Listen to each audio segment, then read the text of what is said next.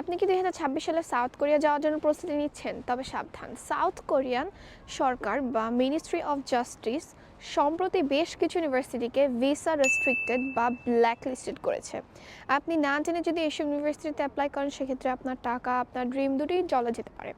প্রতি বছর south Korean Sarkar ministry of justice তাদের ইন্টারন্যাশনাল স্টুডেন্টদের ম্যানেজমেন্ট কোয়ালিটি চেক করে। কিছু ইউনিভার্সিটিকে তারা এই কোয়ালিটি চেক করার পর ভিসা রেস্ট্রিক্টেড তালিকায় ফেলে দেয়। ভিসা রেস্ট্রিকশন কেন হয়? যদি কোনো ইউনিভার্সিটিতে বিদেশি স্টুডেন্টদের ইলিগাল স্টে বা অবৈধ হওয়া বা ড্রপ আউটের রেট অনেক বেশি হয়ে যায়, তখন কোরিয়ান সরকার ওই ইউনিভার্সিটিকে নতুন স্টুডেন্ট আনার অনুমতি আর দেয় না। এর মানে হচ্ছে আপনি ওই ইউনিভার্সিটির অফার লেটার পেলেও কোরিয়ান এম্বাসি থেকে ভিসা পাবেন না। বেশ কিছু প্রাইভেট ইউনিভার্সিটি এবং কিছু রিজিওনাল বা শহরের বাইরের ইউনিভার্সিটির উপর কড়াকড়ি আরোপ করা হয়েছে। বিশেষ করে D4 বা ল্যাঙ্গুয়েজ কোর্স ভিসার জন্য এই লিস্টটা বড়। তো অ্যাপ্লিকেশন করার আগে অবশ্যই IEQAS সার্টিফিকেশন চেক করুন।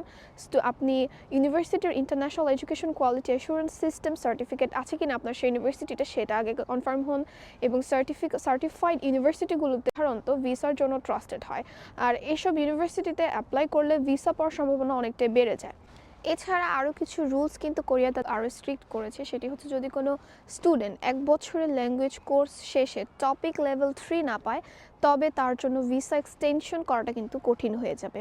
তাছাড়াও পার্ট টাইম জব করার যে অনুমতি, সেখানেও স্টুডেন্টরা পার্ট টাইম কাজ করতে পারবে ঠিকই, কিন্তু তাদের কাজের সময় নির্ভর করবে তাদের ল্যাঙ্গুয়েজ প্রফিসিয়েন্সির উপরে। এই তথ্যগুলো নেওয়া হয়েছে সাউথ কোরিয়া সরকারের অফিসিয়াল সোর্স থেকে। আপনি চাইলে সেখানে ভিজিট করতে পারেন। অবশ্যই অ্যাপ্লিকেশন করার আগে আপনি কোন ইউনিভার্সিটিতে অ্যাপ্লিকেশন করছেন সেটা অবশ্যই ইনশিওর হয়ে নেবেন। ভিসা এবং রেস্ট্রিকশন পলিসি সম্পর্কিত তথ্য পেতে ministry of justice South Korea থেকে আপনি রিসার্চ করতে পারেন। ইউনিভার্সিটি কোয়ালিটি এবং IEQAS সার্টিফিকেট সংক্রান্ত তথ্য সে ministry of education South Korea থেকে আপনি চলে সেখানেও ভিজিট করতে পারেন। এছাড়া ইন্টারন্যাশনাল স্টুডেন্টদের অফিসিয়াল তথ্য পাওয়ার জন্য আপনি যেতে পারেন দ্য কোরিয়া টাইমস এবং কোরিয়া জংআং JOONG ডেইলি, এই ওয়েবসাইট দুটোতে। সো অ্যাপ্লাই করার আগে অবশ্যই লেটেস্ট ইনফরমেশন কোরিয়ান এম্বাসি বা অফিসিয়াল ওয়েবসাইট থেকে ভেরিফাই করে জেনে বুঝে দেন অ্যাপ্লিকেশন করবা। Best of luck. Allah Hafiz.